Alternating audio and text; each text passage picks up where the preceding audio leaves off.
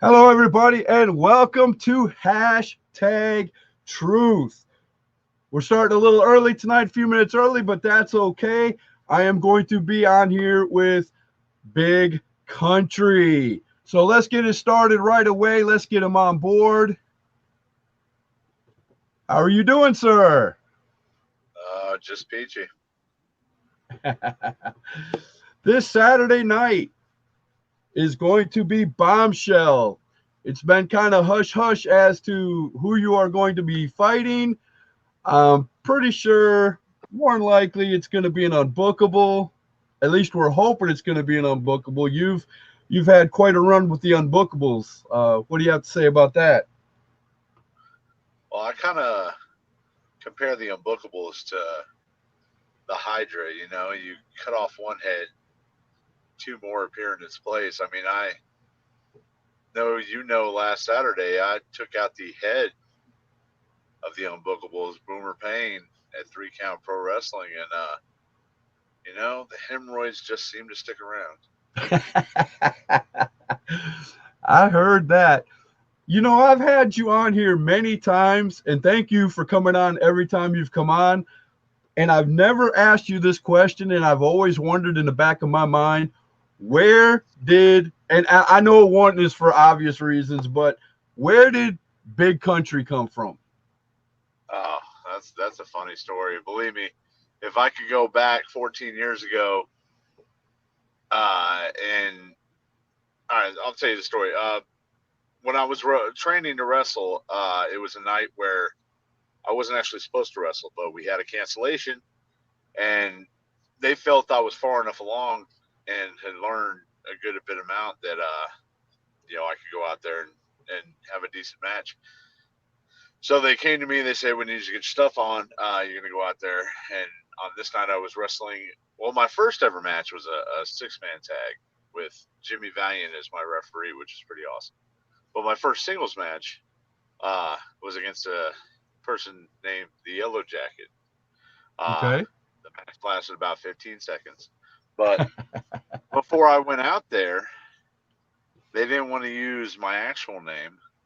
And so the guy who was managing at the time, Mr. James McComb, comes to me and says, "We have to call you something." And I was like, well, he said, "Have you thought of anything?" And I was like, "Well, not really. He said, "Well, this is in Chester, South Carolina." So he said, "Well, Right. you're a big guy, and we're out in the country." He said, "So we'll just call you Big Country." There it And is. yeah, if I could have gone back 14 years and I knew then what I know now, I would have smacked him because I had no idea that there was 1,000 other big countries in independent wrestling, and that every time one of the trash bag ones or just the hideous ones would do something and it would say Big Country, all of a sudden I'd be tagged in it by a bunch of people, be like, "Hey, this ain't you." But every Well, time I'm they did pretty something, sure now. I'm pretty sure now that when they see Big Country, they look at the picture before they make the assumption, or at least I hope they do. well, no, because in North and South Carolina, yeah, most of the people know that it's not me. But uh, the thing I hate is like when I was going to have my match with Duke the Dumpster Drosy, what's it, last month or a couple months ago? Some of the comments from his fans, "Oh, which big country is this? The morbidly obese one?" Or, you know, very disrespectful comments. It's like, there's a lot of people with reoccurring names, and it's really not their fault. The fact of the matter is, if you don't know the person, you don't know their character, how much you keep your Little do mouth they shut? know that the Big Country I'm talking to could kick them upside their head. Well, see, that's the whole thing. And that's the worst part about social media is everybody thinks that just because they have the power to tap on some keys that they can talk smack about somebody or be as disrespectful as they want to, and there ain't going to be any consequences. There's a few times I've had guys run their mouth about me, and then I've ended up catching up with them at shows, and all of a sudden, when they're standing in front of me, their It's a tune whole changes. different ball game then.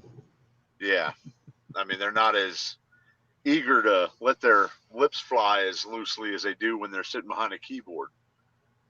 Oh man, Sarah Chambers has your first question. She said, "Hey guys, question for Country. Did he find it hard to get in the business because of your size?"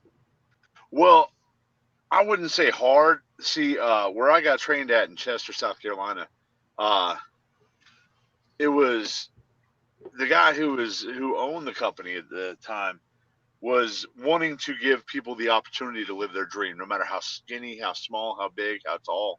I mean, you can usually tell within the first 30 minutes of somebody getting in the ring and training and doing bumps and everything that whether or not they're going to be able to go anywhere in the business. Because, I mean, heck, if you can't take, the first night of training where you got a bump, then basically you're not going to be able to wrestle because, I always tell myself that it takes a little bit of people that are sick in the head to do what we do because we know the pain is involved. We know that it's going to hurt, but we still do it.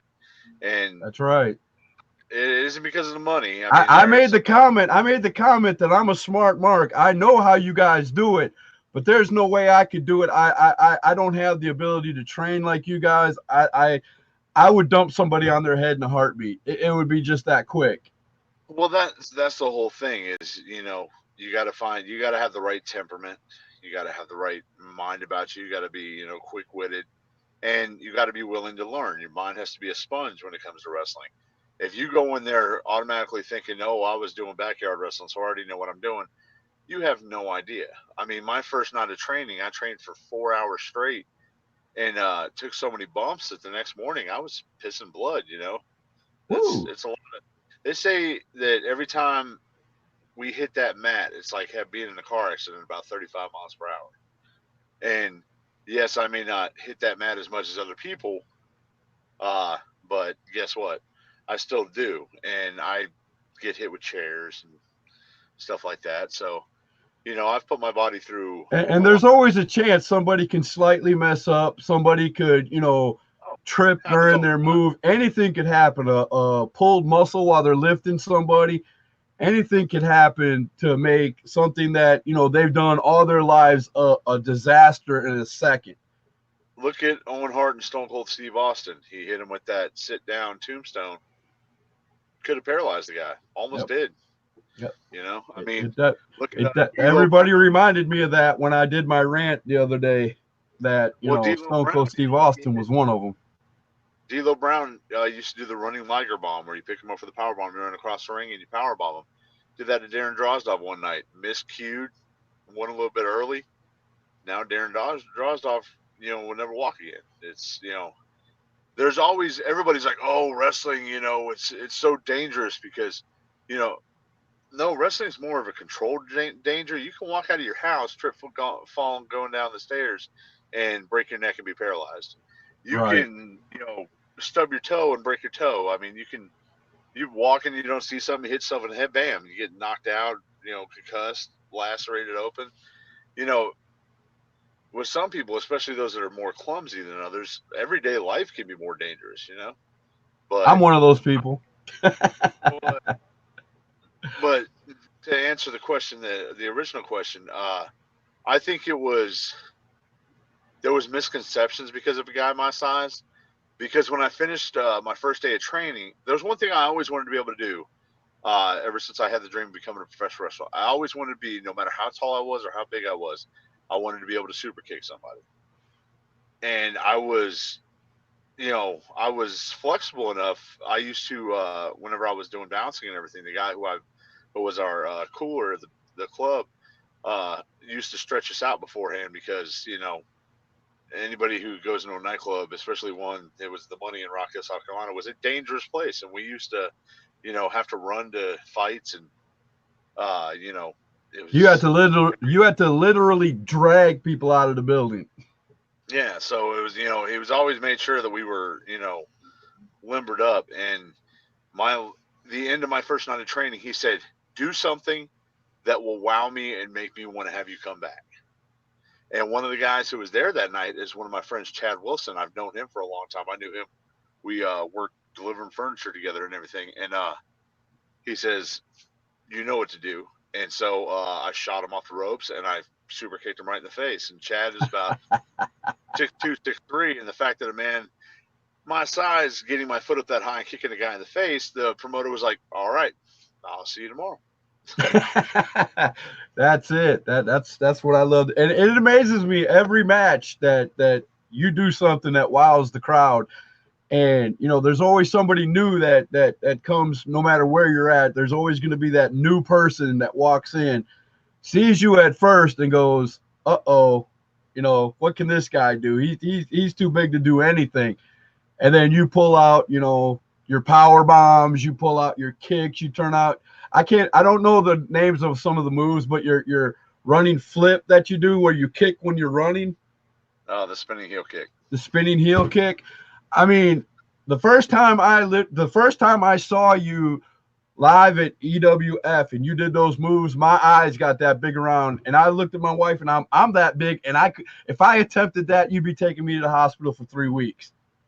Well, I mean, I've 14 years of knowing what I can do, knowing the limits of my body.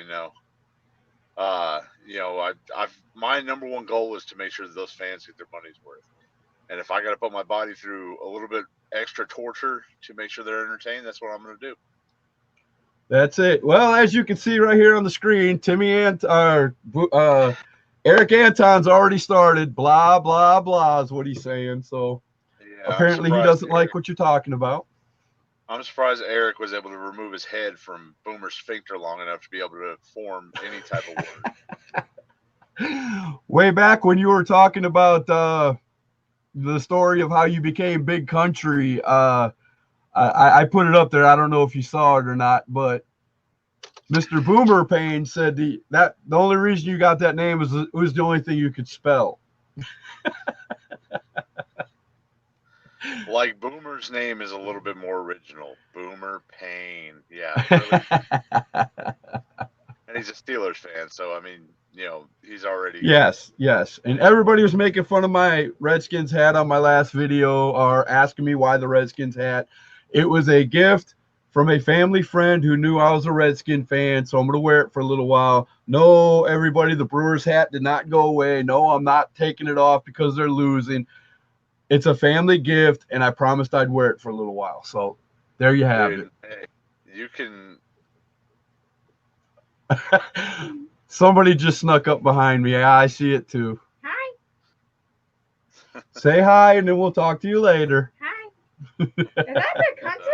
That's Big Country. Yes, it is. I'm a big fan.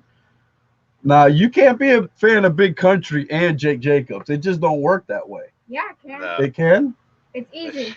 Okay, so you're going to wear your Big Country hat when Big Country wrestles and your Jake Jacobs hat when Jake Jacobs wrestles? I'm keeping Jake Jacobs on. You're going to keep Jake Jacobs on? Yep. Well, get her, man. That's all I got to say. Get her.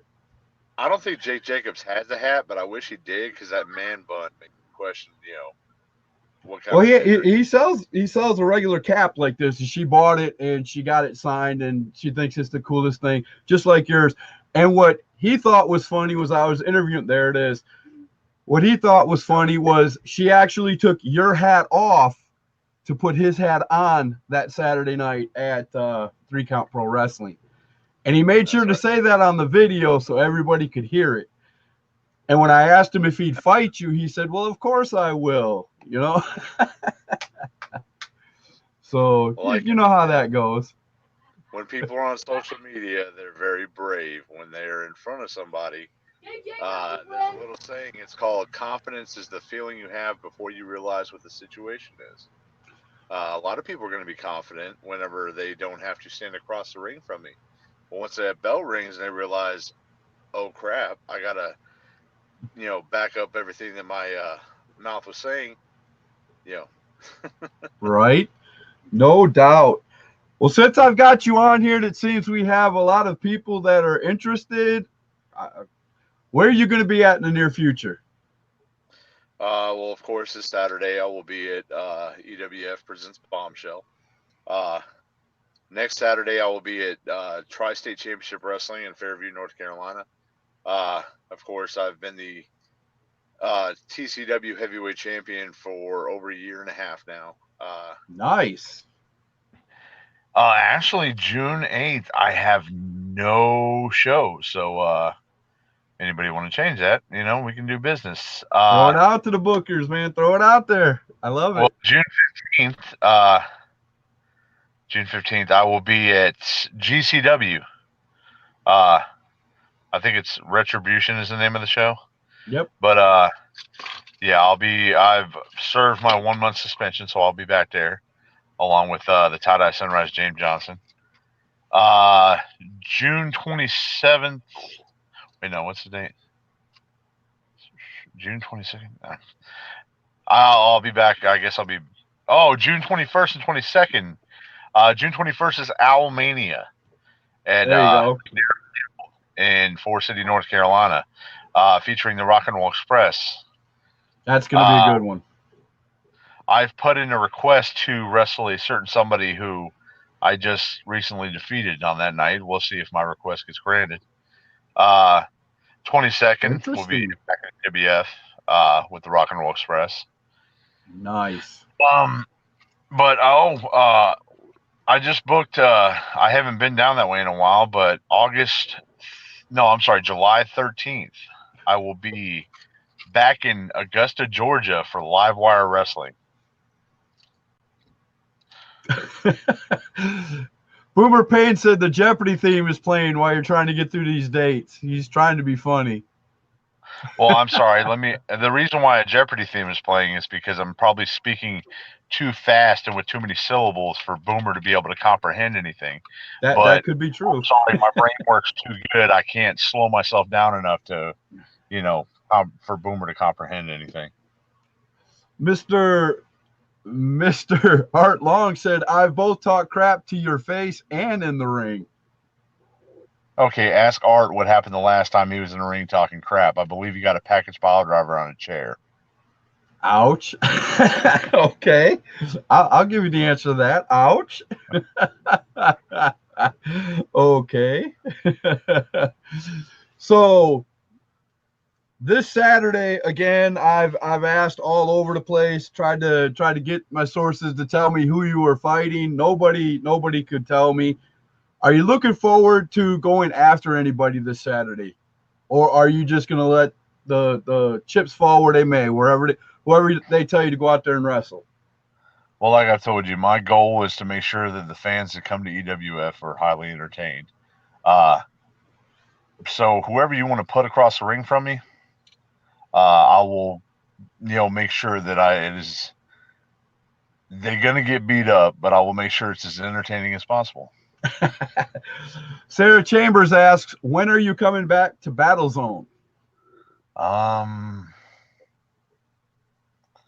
That's a good question. I'll have to get back to her on that. I have to check out my. She seems to be asking the good questions tonight so far. Not a lot of comments from Sarah. She's asking good questions. So I'm glad Sarah's here. Thank you, Sarah. Anthony Payne says chips don't fall anywhere near country.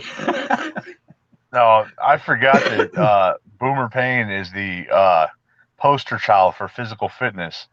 I believe that man creaks more than a rusty door, Speaking of physical fitness, you go to a gym. Tell me the name of the gym. Matthews Gym in Forest City, North Carolina. Did they not just do a promotion on Facebook saying that they're going to be putting a new piece of equipment in their gym and you get to vote on that equipment? Yeah, they actually care about the people that come in their gym and about what they want and, the different types of equipment they want to use. They're usually trying to keep up with the times with all the new stuff, safety equipment and everything like that. So that's why I love going there, because they actually care about the people that come in there. And we're not just, paychecks to them. We're not just money. They actually, as everybody knows, they've attended a bunch of EWF events. Both Roger, Matthew, and Roger's wife and Matthew's son, Arnold, have been very supportive of me and of EWF since finding out. And, I couldn't ask for a better gym. That is great. You've told me many times that You also told me, and I'm hoping it's still true, that they actually give free advice. They have free trainers there. Is that Well, still true? it's not really free training, but if you have a question, they'll answer you. It's not like they Okay. want to, like, oh no, well, you got to pay this amount of money to Okay. know this stuff. If you have a question about anything, I mean, I've sat there many a times after I'm done working out, picking Roger and Matthew's brain about stuff, and they have no problem sitting there talking to you.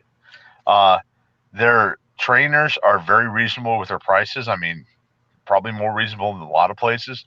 Uh, and they actually, it's one on one. It's not like they got a whole bunch of people there and they're doing a whole bunch of stuff. No, when you get trained by one of their trainers, it's one on one. They make sure that you get the best, out of your workout, and you show results. I mean, you go on any of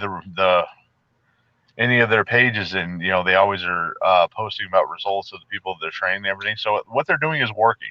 They're not just taking your money and feeding you with a load of crap, or you might see a little bit of results, after a long time. No, I mean they're successful in what they're doing. That is great. Well, the last time I interviewed you, if my memory was correct, you were just leaving or heading to the gym or something like that. Actually, you were heading to a wrestling match from the gym, and I tried to surprise you talking about somebody else, and you had that person with you, which was one of the owners of EWF, and that was a huge shock. Pie was in my face that night, but you've gotten the one of the owners, Joey Godfrey, to go to the gym with you. How's that going? Unfortunately, I haven't seen Joey in a while at the gym. Of course, I see him at wrestling events. Don't know what happened. I guess we'll have to ask him tomorrow night when we see him at EWF. Oh, we will. Hopefully, I didn't do too much and scare the guy. I do. My workouts are pretty intense. I lift heavy. I lift often. But you got to start somewhere. That's it. That's exactly it. Now, I'm gonna go back a ways and ask questions about your earlier years. Um, if you knew then, you said it about your name, but what about other things in the business? The way the business has changed through the years. You see us on Facebook all the time arguing about the old ways versus the new ways and things like that. What do you see in today's wrestling that has changed that you wished hadn't changed in that way? Well, I wish the respect for the actual business itself was more. Now everybody wants to know. I miss the days where people would come to shows and just be fans. They would sit there and be entertained. It's not like when you go to a movie, you have to know, oh, what was this actor getting paid? Who was the agent that got this actor booked on the show? What did they think about when they were writing the script? It's if you're wanting to become a screenwriter or something like that, that's one thing. But most of the time you go in there, you pay your money, you get your popcorn, your drink, your Twizzlers or whatever. You sit down and you watch the show, and you're either Right. entertained See, by it or I you're have a not. lot of problems with that at EWF, and I'm not complaining, not one bit. But I have a lot of people during EWF thinking I've got the inside scoop, and something will happen at EWF, and I'll get tapped on my shoulder by three people. What's about to happen, Scott? I have no idea. I'm a fan. Just because I interview wrestlers and promote one of my favorite promotions doesn't mean they give me the lock and key to the locker room. I don't want it. And I keep telling these people, I'm a fan. I want to be surprised just like you. That's what makes me have fun when I come on here. I'm not one of those. I am a mark. I do know a lot, but bottom line, I'm a fan. I want to be entertained just like the person who just came in for the first time. And it breaks my heart that there are people out there that really do give the ins and outs of wrestling. And, I don't like that. I really don't. I'm going to, even though I've got a podcast, even though a lot of wrestlers will talk to me, I don't want to know what goes on in that locker room. I really don't. to me, that's a sacred area. Do you believe in that? Well, it all started like with magic. Everybody wanted to know how the trick was done. It wasn't, hey, let's just sit here and be entertained by the magician and the mystic, stuff that he did and all that. No, it was, oh, how did he do that? I have to know how to do that. You know, you want to know what we do, how we do it, what we're doing? Find you a school, pay your money, get trained. We'll see if you have the heart and the balls to learn what we do, to know what we do. You want to know what goes on in that locker room? Get yourself trained and get a spot on the show. That's how you know what happens in that locker room. Other than that, you know, everybody is entitled to their opinion, freedom of speech. You can say whatever you want to. You can have opinion about everything. Opinions are like buttholes. Everyone has one, and everyone thinks everybody else is stink. But the fact of the matter is that you know, it's especially when I look and I see people doing that crap, and they have kids sitting next to them.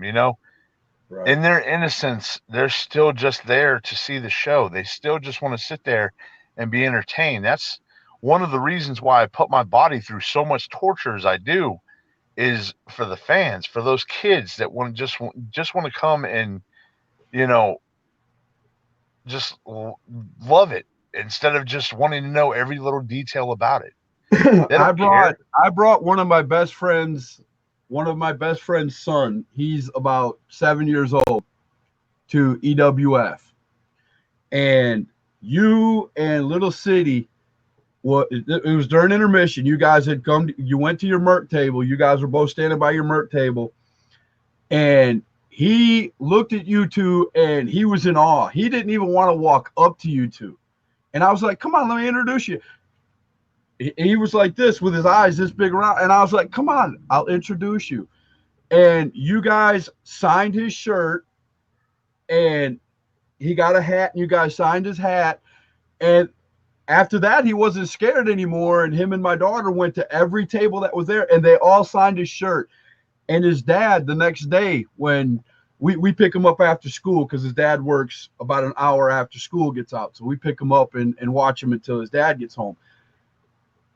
About Thursday of the following week, his dad comes out to the car and goes, "Scott, I'm going to kill you." I'm like, "What?" He goes, "My son won't stop talking about that wrestling. That's all he kept talking about was this gigantic man that signed his shirt and this little guy in a mask that signed his shirt."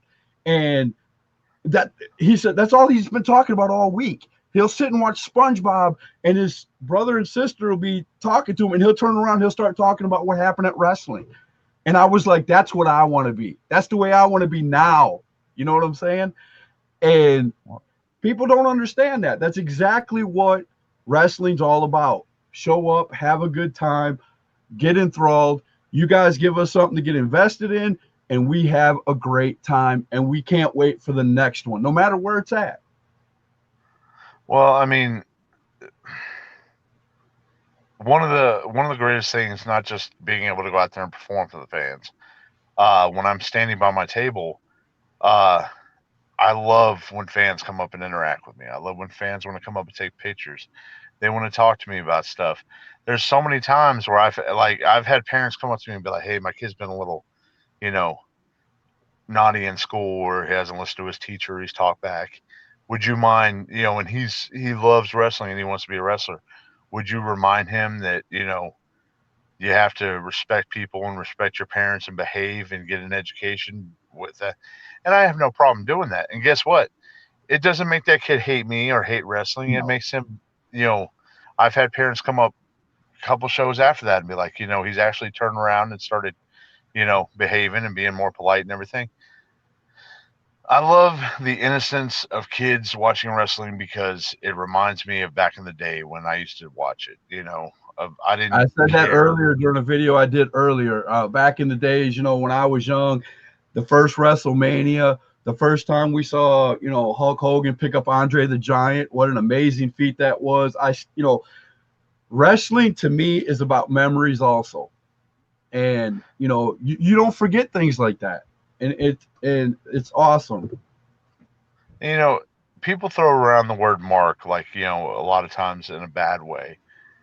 the fact about it is there's a mark in all of us. If there wasn't a mark in all of us, we wouldn't have anything to do with professional wrestling. Uh, I was a big mark when I was a kid. Uh, if there was a Shawn Michaels shirt, I had it. A magazine with him in it, I had it. A VHS with him in it, I had it. You know, uh, I lived next that's to a the way. next door neighbor that had a black box and got every pay per view for free. Yeah. So, man, we were at his house every time WWF or WWE had a pay per view, and we never missed one. We were always, and we were the same way. If we didn't have them, we made them. We'd take a white shirt and draw, the honky tonk man on there, or things like that. We did what we had to, man. That was fun. That was big back in the day for me. Well, see, I think social media hurt professional wrestling a lot because when social media came around, it became so much easier to access anything, and no matter what you did, it would get posted on there. So, like, you might have had a bad night and said something stupid. Boom, it's on social media, which means it's on there. You know, Right. uh,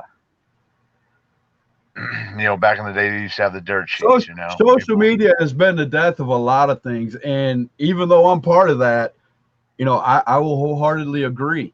I mean, With there's your there's social some media things too. that 20 years ago, if it would have happened in a small, armory, nobody except for the 100 people that was in there would have knew about it for quite a while. Yeah. Now, thousands of people know about it, 10 minutes after it happens. Oh yeah, if that long. Well, see, Yeah. you use your social media for good. You use it to promote what you love and to promote wrestlers and promote companies. So you're doing it the right way. There's other people that use their social media to. I don't know if it's because they think that if they're controversial or they say a whole bunch of off the wall crazy stuff, that it's going to garner more attention, which usually it does, but it's not always the good attention that you want. And that attention, Uh, I found out when I did a rant the other day, a week ago about the wrestlers and things like that. I meant what I said. It garnered me attention for about a week. My views went up for about a week, and then they went right back down to normal. You know, I wasn't doing it for the views, but that is something I did notice. And I've talked to many wrestlers about it afterwards, and many people who I look up to came to me and was like, Scott, you're speaking on deaf ears.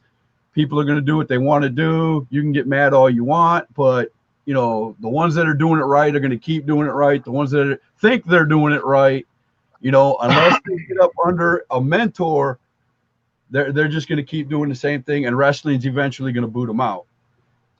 well, my whole thing is if you're going to go on social media and you're going to bash people and you're going to talk smack about people, talk smack about certain wrestlers, be real about it. But don't sit there and talk smack about people, and then when you see them in person, yeah, I was just kidding. I was just ribbing. I was just trying to get people to watch stuff. Being real in this business is a lost art, but it's like what you see is what you get with me.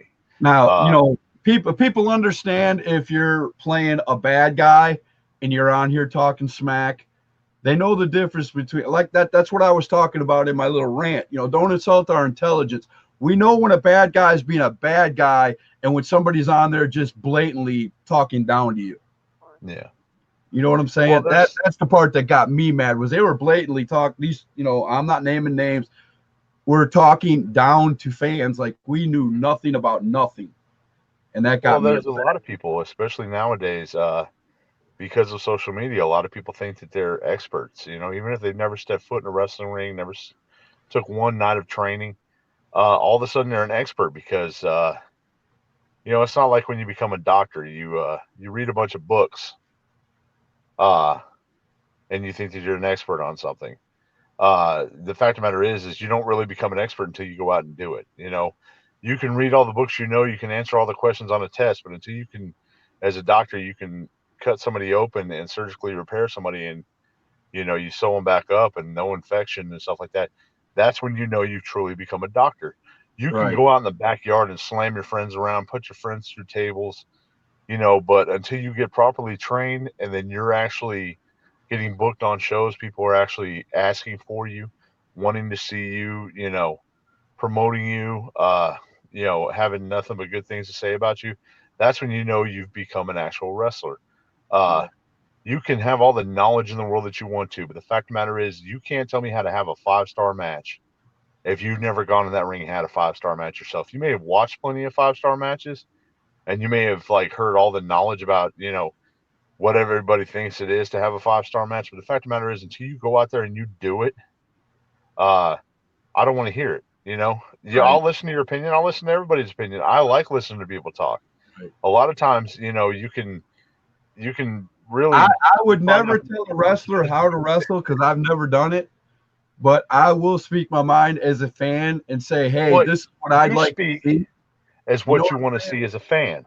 Yeah. When you're telling people what you want to see, what you enjoy, what you believe, Right. fans want to see, you're Right. talking from a fan's point of view. Right. You're not saying, "Oh, well, when you get in this ring, you need to do this and you need to do this." No, you're saying what you were saying, and I listened to what you said, and you were I saying would it never as a tell a fan. wrestler how to do his job. I went to wrestling school for one day, way back in Wisconsin, way back in Milwaukee, when I was like just getting out of high school. And I'm going to be honest with you. All I was doing, this was very first day of training. I've never told anybody this story. It was me and my best friend Chuck. And the guy that was training us was having us grab the rope, let go, and just fall on our back. I was even too scared to do that. After two or You three got times, he was like, dude, if you can't do that, there's no way you're going to advance in this. And I'm like, dude, I'm not going to lie to you. I'm scared. I'm scared that's going to hurt. And he was like, well, if you're scared, get out of my ring. He goes, and I'm not talking down to you. You're just not fit to be a wrestler. you got to train your body to do things it's not naturally supposed to do. When you become a firefighter, you have to train yourself to be able to run into a burning building. When you're growing up, you're taught fire is bad, and if a fire happens, you run. You know, you want to become a firefighter, you have to run towards danger. Same way with being a cop. You know, uh, you got to train your body to do things. You've been trained as a child and even as a young adult, the opposite. You have to retrain your brain to be able to do it. And some people can do it, some people can't. That's why I wish that rings were easily accessible. You think you can do what we do? Prove it.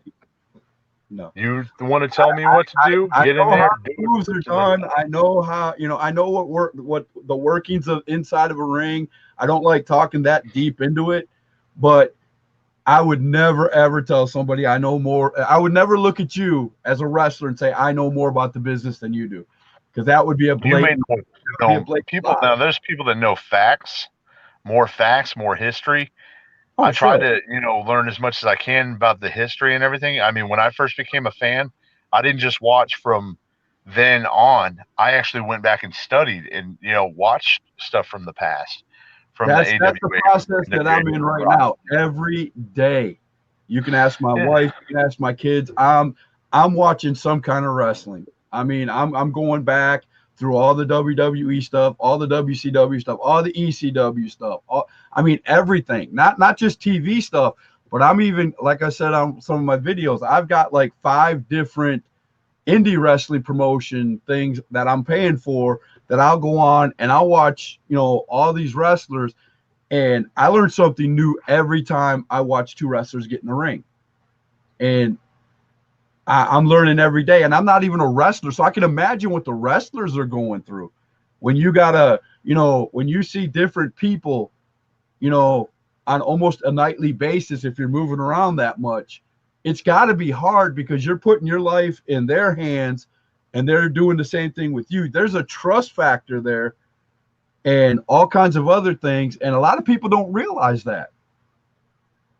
Well, see, you bring up that fact, and then, here lately it's been brought up a lot about guys shooting on other guys. Um, I know what used to happen back in the day. Guys, you made a mistake, you got roughed up. You didn't have respect for the business, you got roughed up. But with the way that wrestling is going now, especially with the situation that happened with Jacob Bryan and that other Social kid. media, just like we talked about, social media. Well, the fact of the matter is you have to be prepared to expect the unexpected. Right. I may be I may be a wrestler. People say don't call yourself professional if you're not making a living, whatever. I may be a wrestler, but first and foremost, I'm a man. If I think that you're trying to do me bodily harm, let me tell you something. I will fight dirty. I will fight hard, Right. and I will make sure that I'm leaving that ring in one piece, and I'm going to go home to my family, Right. and I'm going to go home so I can go to work the next week and I can provide. The Right. fact of the matter is, if you want to be a punk or you want to be somebody like Brad Anderson and you think that what you did was okay, I'm not saying I think that what he did was despicable. Right. But the fact of the matter is, if I think you're putting my life in danger, I would do anything and everything I can to make sure I walk out of that ring and I'm able to walk to the back and I'm able to pack my stuff up and I'm able to go home. Which, if Right. that means that I can grab a handful of some gonads and twist until there ain't no twisting no more, that's going to happen. At that point, In danger, chairs, whatever you can pick up, that it's all fair game at that point. If you're gonna Well- make it life or death, or broken bones for real, or whatever, at that point, like you said, anything you can grab, anything you can do, stand toe to toe, do whatever. now I'm not saying if the old school way, like I said, you made a mistake, you got a little roughed up, you did something disrespectful, you got a little roughed up. The fact of the matter is that Jacob Ryan did nothing wrong. Jacob Ryan did what he was asked. The kid who got his ribs hurt bumped wrong. It was his fault. His dad had him in the ring way too early. He wasn't properly trained. Jacob didn't know that. Jacob was told to do something and he did it. He did it the correct way. The kid hurt himself. Brad Anderson had no business getting pissed off at Jacob because Jacob reached out to him trying to, make amends and everything, but he had no business doing what he did. Now, if that was me, I guarantee you that probably would have went a lot differently. But the fact of the matter is that I had to. I'm sorry. I might grab them with my hands, Boomer. You like to grab them with your mouth. Oh. The fact of the matter is that if you have so little respect for other people's well-being and that the sport of professional wrestling itself, to do that to somebody who's not expecting it, who doesn't believe that they have done anything to expect it, then you're a piece of trash in my book. Yeah. There was a lot of stories that came out of that. If you're somebody like me who investigates and goes wherever somebody was talking about it, there was actually wrestlers that were there on site that said that they actually pulled security from the ring before this match started, all kinds, and that I don't agree with. All that's if you're setting they a guy up like that, they had an excuse for that. They said the security everything to do with it too. Well, they said the security of the show before was too hands-on, so they told them to kind of stay towards the back so that it didn't happen again because some wrestlers were complaining about it. What happened, how it happened, the fact of the matter is, if there was any inkling that could have happened, they should not have booked the match. That's all there is to it. That's Everybody right. that you talk to says Brad Anderson has never been right in the head. Well, the fact of the matter is that you should be able to get a feeling of something not being right. And if there was any inkling that he was going to rough him up or anything, you don't do that crap in front of paying fans. Paying fans are coming to be entertained, not to watch a live snuff film. The fact of the matter is, you got business to handle. Handle it in the locker room. Handle it outside. Handle it afterwards. Go to the guy's house. Be a real man about it. But there you go. I agree 100%, and I'm not a wrestler. I actually felt bad for the people who paid money to come to that event, because anything that happened after what happened right there, that nobody's mind was on the next match or the match after that or however many matches. Everybody's mind was on what was going on in the back, what's going to happen after this match. And I feel bad for them wrestlers. And there were wrestlers that actually came out and said, I didn't even want to go to the ring, but because I'm a professional and I got paid, I went out there and did what I had to do. Well, I don't want to bring any more attention to that because that was disgusting. and I don't believe I'll in tell it. you what, let's lighten the mood. Let's lighten the mood. I told you what I wanted to do beforehand. You agreed to it, so we're gonna do it. Let me go to this right here, and let's have a little fun.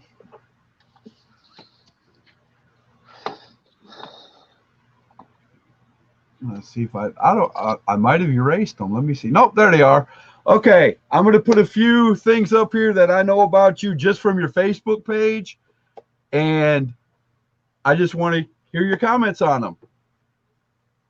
Here we go.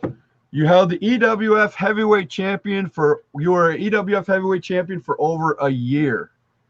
Yep. When did that happen? Well, I won. I was at East High School.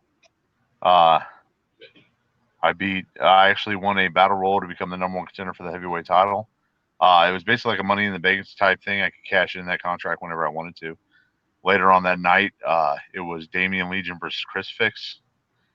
Damian Legion won by not so honorable means. You could say it. He cheated. Well, I thought to myself, do we really want to be represented by this guy as the champion of this company? So I went out there, cashed in my briefcase, and I didn't come from behind. I didn't beat him once he was, laid out in the ring. I walked right up to him and I said, "Here's my briefcase, and I'm going to punch him in the face." And one choke bomb later, and boom, I became EWF heavyweight champion, and I defended that belt prestigiously for over a year against everybody that EWF threw at me, even including former WWE WCW star the Barbarian. Nice. Who actually took the title off of you? Do you remember?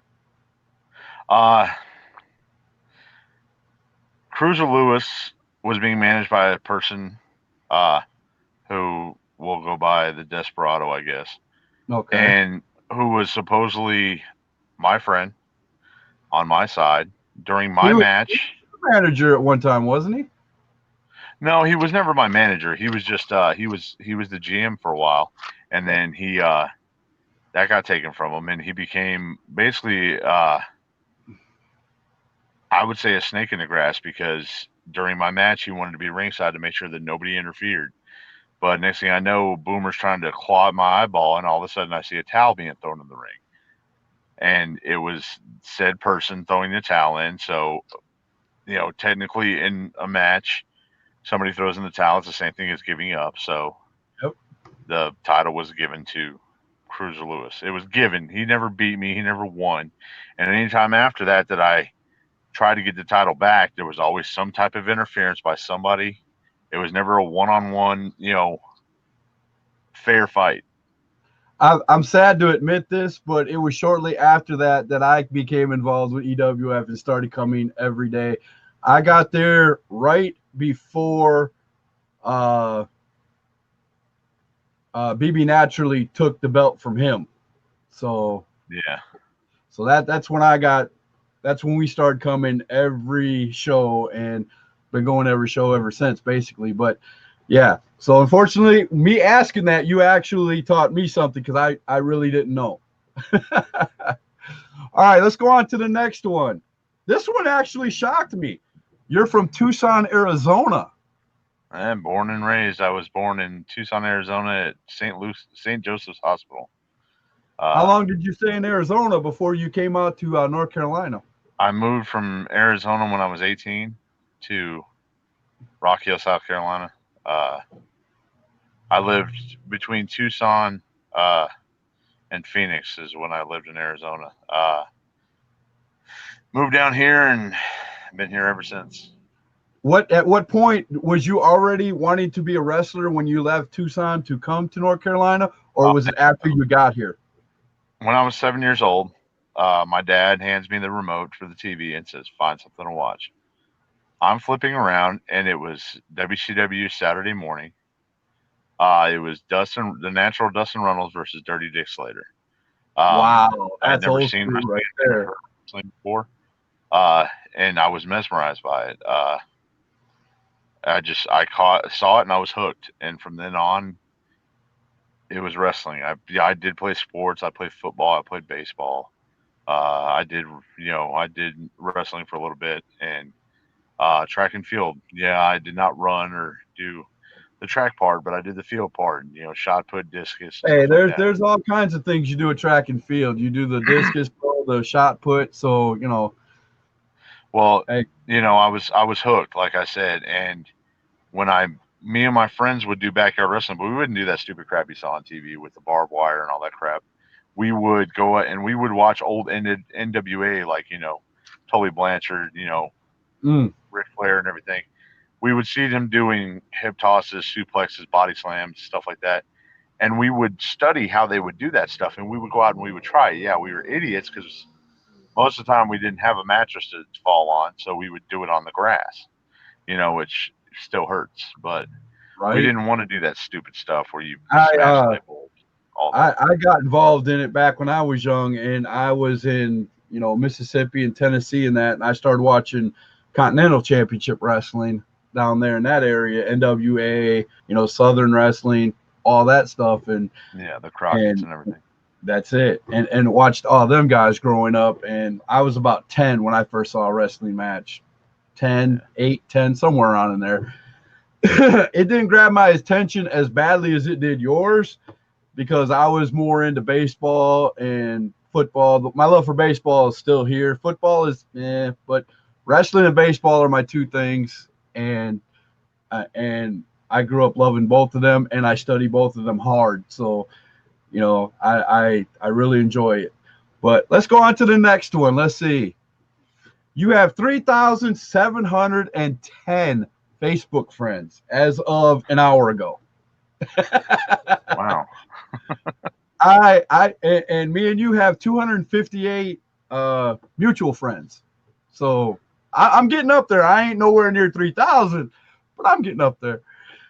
But Well, 3,710 folks if I that like accepted you, man. everybody's friend request that requested, I'd probably have already hit that 5,000 mark and wouldn't be able to add anymore.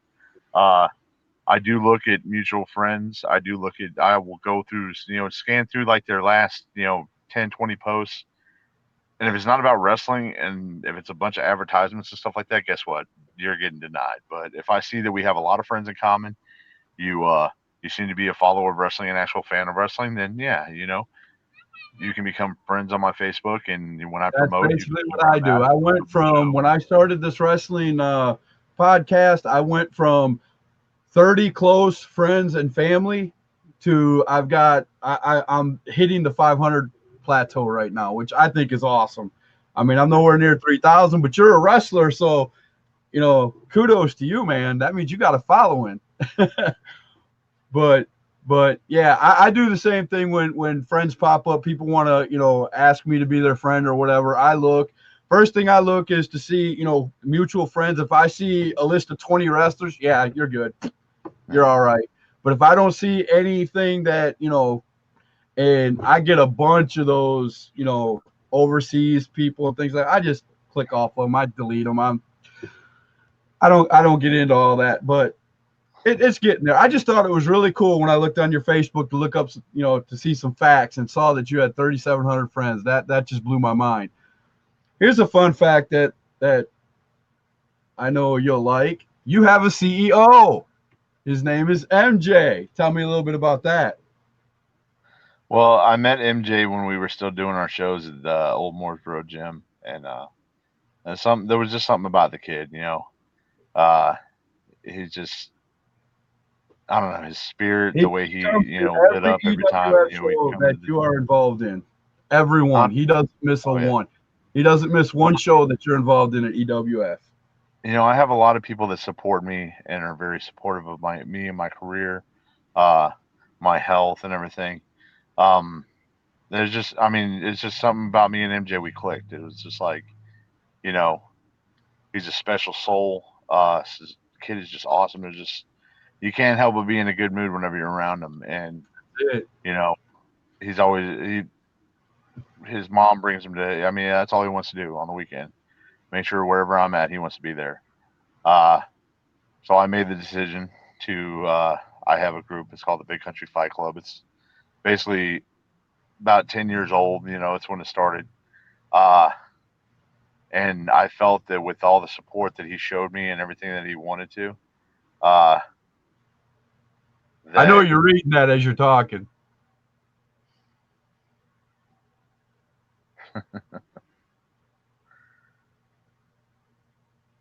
well, maybe not a year. Okay, Boomer. Boomer Page says you're stretching the truth, but you know what? Boomer's got so much time on his hands that he can fact check on everybody. Hey, 9 Boomer, months how many times have you held the heavyweight title? was my question.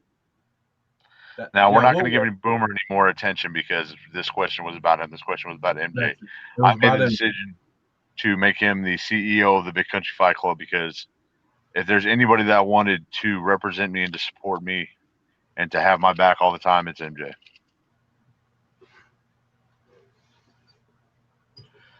These two are just going to keep going and keep going and keep going. Every time you come on with me, these two, it's like a tag team, man. Eric These Anton, two are probably in the same bedroom together, circle jerking each other. So let's not. If we out of sight, out of mind, it's all about mind over matter. If we don't mind, they don't matter. So the more we, the more relevant they become. We ignore them, maybe they'll just go away. He said you have low expectations. Yeah. Oh my goodness. All right. Last call for any questions for Big Country. Again, before we go, tell everybody where you're going to be. This Saturday, you're going to be at Bombshell for EWF. Where are you going to be after that? TCW June 1st. Sorry, I'm tired. That's June 1st, right, TCW Fairview, North Carolina. June 8th, I have the night off. June 15th, I will be at GCW Presents Retribution in Stanley, North Carolina at the Oil Kaiser Gym. The 29th, 22nd, I'll be back at EWF. The 29th, I will be at Brewery Champs of Wrestling in Dallas, North Carolina. That's run by Mike Ramsey, a really awesome referee. Huh? The 21st and 22nd at DWF, right? 21st, we will be at the McNair Stadium for Almania, featuring the Rock and Roll Express. And then they will also be back at EWF on the 22nd. Yep. And then July's wide open. Like I said, I just booked myself out of North and South Carolina again. August 13th. No, I'm sorry, man. I can't think today. That's all right, man. You gave enough dates for people to for the next 3 months, man. I want to say it's August 13th. I will be at Live Wire Wrestling in Augusta, Georgia, which would be pretty cool because I haven't been in Georgia in a while. I was going to ask. Boomer, what's the Big Country Fun Club's net worth? Yes. What's your net worth? Well, it's definitely worth more than the Unbookables. I'll tell you that much. Before he gets to asking any more questions, man, I know you're tired. I'm getting a little tired myself. I enjoy this. Every time you come on, brother, you have an open invitation to hashtag truth. You know that. Tomorrow, I can't wait to see if an Unbookable comes out and tempts their fate, because they'll probably end up like Boomer Payne was a 3 count last weekend. Yeah, if they talk as silly as these two, they're going to go down just like Boomer did. Exactly. So thank you very much, Big Country. We will see you later. You have a great night, my friend. You too, bud. Big Country, thank you very much, sir, for showing up on hashtag truth. I want to thank everybody for coming out, for asking questions, and having a great time with me. This Saturday night, we will be at Bombshell at EWF. Let me get the information up real quick. There it is. EWF Bombshell is Saturday night at the Forest City National Guard Armory. Doors open at 6:30. Bell time is 7:30. It's only $5 at the door. The 2 big matches that were already announced for Bombshell, there's going to be a EWF Tag Team title match. CLB, the EWF Tag Team Champions, will be defending against the ex-EWF champion Derek Driver and the 2019 Bunkhouse Brawl winner Myrick Moore. That should be a good match. And for the EWF Heavyweight Championship, the Austin A-Game Jordan will be defending his belt against none other than Josh Powers. And let me tell you, I saw a video of Josh Powers training, lifting weights. He's getting ready. Austin, don't take him lightly, my friend. He's coming for that EWF Heavyweight Championship, but I'm pretty sure the A game will have it all under control. Say goodbye, Fozzie. We're gonna get out of here. We'll see you next time on #Truth.